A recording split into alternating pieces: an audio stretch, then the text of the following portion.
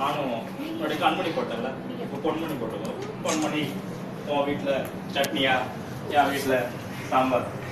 பொன்மணி உன் வீட்டு சட்னியா, என் வீட்டு சாம்பாரே.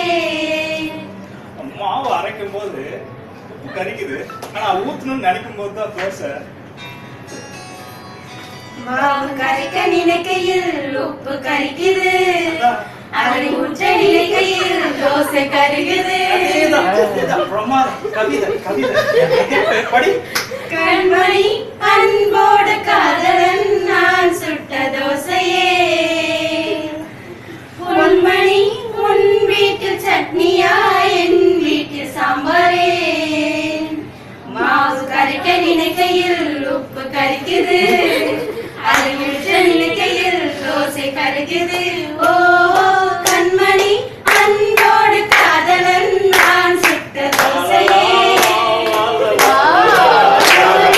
உன் வீட்டு சட்னியா, என் வீட்டு சாம்பாரே.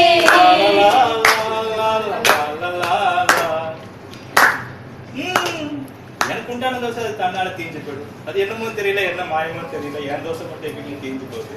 இது எழுதிக்கும் ஒரு நல்லமான தேனை கொண்டாடும். என்னதான் என் தோசை தீஞ்சு போனாலும் என் நாக்கு தாங்கும், உன் நாக்கு தாங்கும்.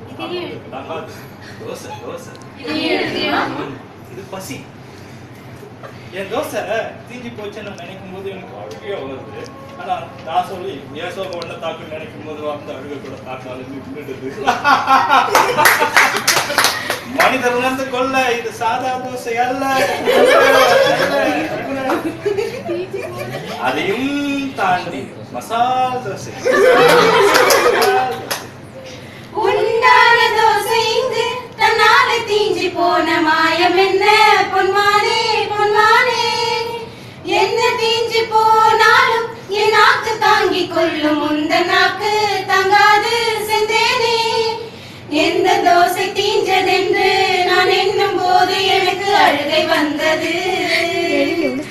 எந்த சோகம் உன்னை தாக்கும் என்றெண்ணும் போது வந்த அழுகை நின்றது.